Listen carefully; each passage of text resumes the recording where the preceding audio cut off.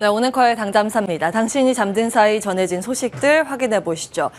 오늘 당신이 잠든 사이에 자지 않고 FOMC 의사록 전문을 체크해봤습니다. 잠시 후에 보도록 하고요. 먼저 어제 화면부터 살펴보시죠.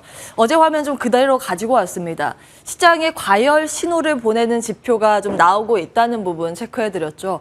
RSI라는 지표를 통해서 지금 과매수 영역에 대한 경고 사인이 나오고 있고, 공포 탐욕 지수는 탐욕 쪽으로 향하면서 어느 정도 시장 과열에 대한 신호를 깜빡이를 켜고 있는 것으로 보인다는 부분 체크해드렸습니다. 물론 간밤 시장이 다소 주춤하면서 이 부분이 중립으로 조금 내려가는 모습도 눈에 띄고, RSI도 살짝 꺾인 부분이 나오긴 했습니다. 다만 이거 신호를 어떻게 우리가 해석을 하고 어떻게 활용하는지 여부는 각자에 달려있지 않을까라는 생각이 듭니다.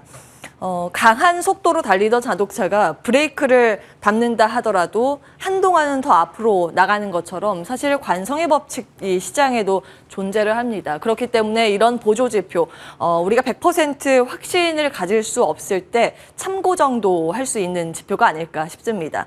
예, 먼저 봤고요. 다음 보겠습니다. 우리 시장 그리고 미국 증시는 현재 어디쯤 위치해 있는 것일까요? 보통 약세장 강세에서는 가격이 호재이자 악재라는 평가를 받습니다. 그런 관점에서 최근 많이 올랐던 부분이 어떤 것일까를 정리해봤는데요. 나스닥 시장에서 종목 추종 ETF 중에 최근 상승률이 가장 높은 순으로 배열이 되어 있습니다. 역시 이제 가장 시장이 떨어질 때 많이 망가져 있었던 성장 쪽 위주의 강세가 두드러졌는데요. 헬스케어 섹터가 압도적인 상승률 상위에 포진이 되어 있고요. 신재생과 핀테크, 인터넷 기업들의 상승률이 눈에 띄었습니다. 나스닥 지수 상황을 보시면 시장 가파른 하락 이후에 저점 대비했을 때 꽤 많이 되돌림을 나타내고 있습니다. 현재는 장기 추세선과 딱 맞닿아 있는 상황이기 때문에 베어마켓 랠리인가 완전한 강세장 전환의 신호인가 그 기로에 놓여 있는 상황입니다. 의견도 분분한데요. 다음 장을 통해서 정리해 보시죠. 자, 약세장 랠리인가 상승장 신호탄인가, SK증권에서 필요 조건으로 달러 약세를 제시했습니다. 달러 약세를 유발하기 위해서는 두 가지 조건이 필요하다고 같이 언급을 했는데요. 첫 번째, 연준 금리 인상 기조의 변화, 두 번째, 유럽 경제 바닥 인식입니다. 이 부분이 한참 멀었다라고 느껴지실 겁니다. 피델리티에서 경기 사이클 이번에 다시 업데이트한 거를 가지고 왔는데요. 보시는 것처럼 중국은 이미 먼저 망가져 있는 상황이고 그 뒤를 따라가고 있는 것이 영국, 유럽입니다. 그리고 그 다음에 미국, 캐나다, 브라질, 멕시코, 한국, 일본, 호주 등이 이렇게 뒤따르고 있는 상황입니다. 이 순서대로 지금 시장이 내려가고 있다라고, 경기가 사이클이 내려가고 있다라고 평가를 하고 있는 것입니다. 3분기에 대한 예측치인데요. 사실 참 고민해야 될 포인트가 많기는 하죠. 우리나라는 교역 비중이 미국과 중국의 편중도가 높기 때문에 3개월에서 한 6개월의 시차를 두고 경기 사이클 따라붙는 편입니다. 그렇기 때문에 이 점도 한 가지 좀 체크를 해보셔야겠고, 유럽 상황이 참 녹록치가 않습니다. 현재 러시아 전쟁의 장기화가 이어지고 있고, 특히 유럽은 다른 국가에 비해서 러시아 에너지 의존도가 높다라는 그런 취약점을 가지고 있습니다. 그리고 현재 기후 이상 현상도 극심한 상황이죠. 500년 만에 최악의 가뭄 소식이 전해지고 있습니다. 여러 가지 인플레이션을 압박할 만한 요인이 이곳에 있고, 경기에 대해서 기지개를 켜기 힘들 만한 여건들이, 그 소식이 전해지고 있는 상황입니다. 자, 그렇다면 1번은 어떨까요? 연준의 금리 인상 기조 변화 가능할까요? FOMC 의사록을 통해서 그 힌트를 찾도록 하겠습니다. 간밤 공개된 7월 FOMC 의사록입니다. 전체 내용 중에서 주요 내용을 3가지로 요약을 해봤습니다. 첫 번째는 물가, 지금 수준, 수용하기 어렵다라는 내용을 명시하고 있습니다.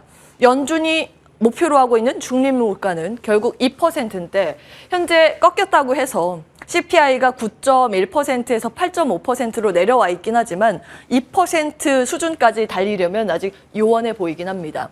당분간 금리 인상 지속할 거라는 스탠스가 여기에 고스란히 담겨 있습니다. 이제 가장 큰 맥락이라고 보시면 되는데요. 정말 비둘기적일 수는 없습니다. 물가 때문에 그러는데요. 사실 이 시장은 이 매파적인 흐름보다는 비둘기적인 요소가 어디에 있을까 샅샅이 찾는 분위기가 나오긴 했습니다. 바로 여기에 주목을 했죠. 어느 시점에서 인상 속도를 늦추는 게 적절하다. 금리 인상 언제 늦출까? 그 힌트가 나올까? 이걸 주목하는 시장이기 때문에 여기에 희망 회로를 돌리는 모습이었습니다. 다만 어느 시점이라는 것은 우리가 알 수가 없습니다. 이게 내년이 될 수도 있고 내후년이 될 수도 있는 것이죠. 분명한 사인이 전혀 찾아볼 수가 없다라는 부분.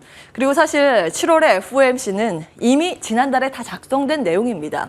7월 28일 당잠사 화면 내용인데요. 그 당시에 파월 의장이 기자회견에서 한 이야기들 정리해 드렸습니다.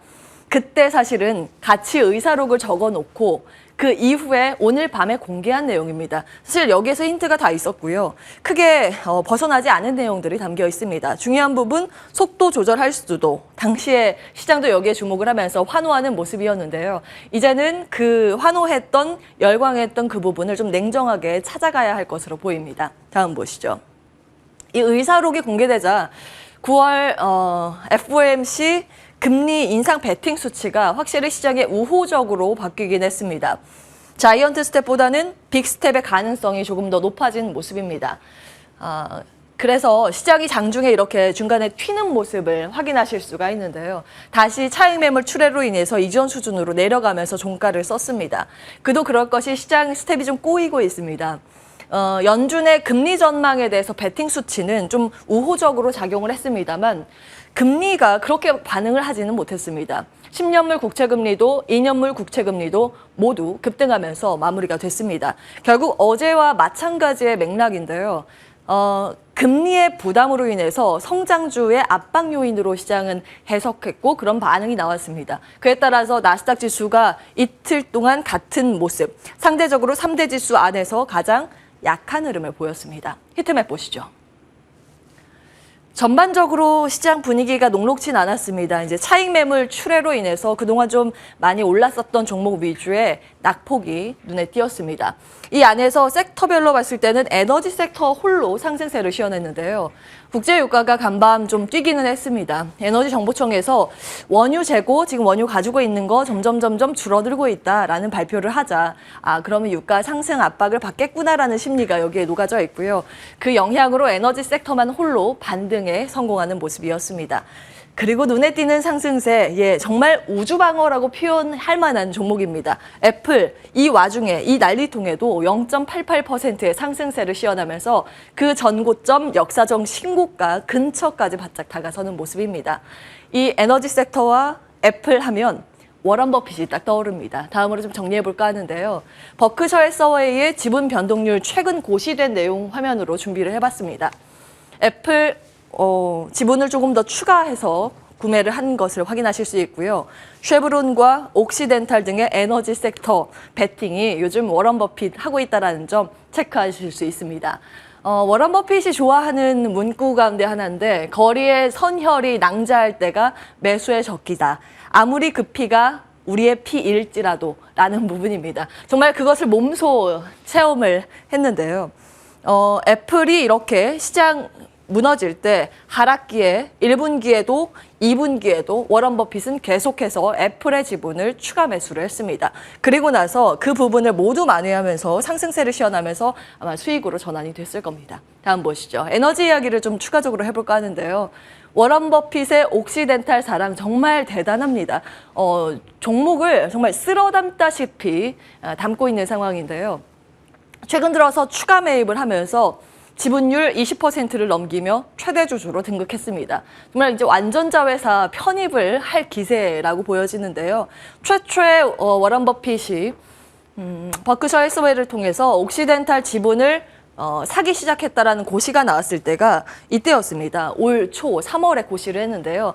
그 당시 대비했을 때 주가가 100% 뛰었습니다. 2배 가량의 주가 상승률을 시현하고 있는데요. 사실 고민해봐야 할 포인트가 좀 많기는 합니다. 워런 버핏은 2020년부터 꾸준히 그 인플레이션에 베팅을 해왔습니다. 그 부분을 좀 체크해드렸었는데요.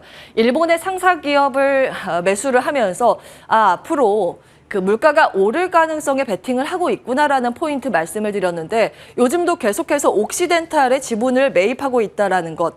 어쩌면 물가가 좀처럼 잡히지 않는 것에 베팅하고 있는 것일지도 모르겠습니다. 고유가 유지의 전망에 베팅을 하고 있는지 여부도 하나의 포인트가 되겠습니다. 다음 보시죠. 그리고 역사적 신고가가 간밤 나왔습니다. 방산 섹터에서 나왔는데요. 노스롭 그루먼의 차트 보실 수 있습니다. 역사적으로 한 번도 간 적 없는 길을 간밤 밟았습니다. 1.44% 추가 상승을 하면서 마무리가 됐습니다. 그리고 대표적인 방산 섹터 안에서 눈에 띄는 종목들의 상승률을 기입했습니다. 사실 상승률이 아직 크진 않지만 시장 대비해서 선전한 부분이 눈에 띄었습니다. 연관된 포인트, 사실은 방산도 방산이고 우주도 연관이 돼 있는데 하나하나 정리해 보겠습니다. 이슈부터요. 참 슬픈 호황이라고 하는 게 방산 쪽의 전쟁 리스크죠. 지정학적 불안이 다시 고조되고 있습니다.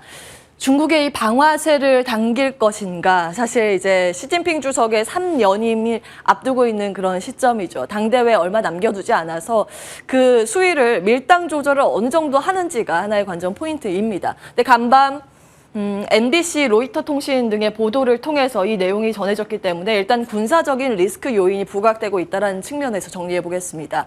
중국의 국방부에서 합동군사 훈련을 위해서 러시아의 군대 파견 예정이고 이 군사 훈련의 규모가 적지는 않습니다. 대규모로 추측이 되는데 확정 보도는 아닙니다만 이게 군사 이동이 실질적으로 있는지 여부는 확인이 필요해 보입니다. 군사 일정은 8월 30일부터 9월 5일 사이로 추측이 되고 있습니다. 마지막에 중국이 참여했던 훈련이 참고로 2018년도입니다. 다음 보시죠. 이제 우주로 이슈를 잡아서 정리를 해볼까 하는데요. 네, 어제 좀 재밌는 네, 흐름이 잡혀서 캡처를 해왔습니다. 현대차에서 공시를 했습니다. 인력 채용 공시인데 달 탐사 모빌리티 프로젝트 관리 인력을 채용한다는 공시가 지금 홈페이지에 뜨고 있습니다. 현대차가 이제 달을 갈 준비를 하는 모양입니다. 사실은 현대차 컨소시엄을 통해서 UAM 개발은 일찍부터 나서고 있습니다.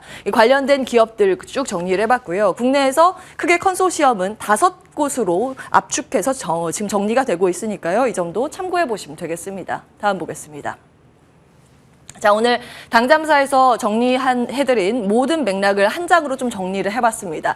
여전히 이 대세의 흐름, 이 트렌드는 이 안에서 움직이고 있는 것으로 보이죠. 에너지 안보의 흐름, 신재생 쪽이 될 수 있겠고요. 기술의 안보는 여전히 이제 부담 요인과 기회 요인으로 같이 맞물려 있는 상황입니다. 국방 안보 요인도 계속 좀 체크를 해보셔야겠습니다. 국방에 대한 지출이 올라가고 있는 상황에서 이제 우주로의 그 기술력이 요구되고 있는 현재 구간, 어떻게 우리는 시장을 바라봐야 할까요? 자리 옮겨서 시장에 대한 구체적인 투자 판단 받도록 하겠습니다.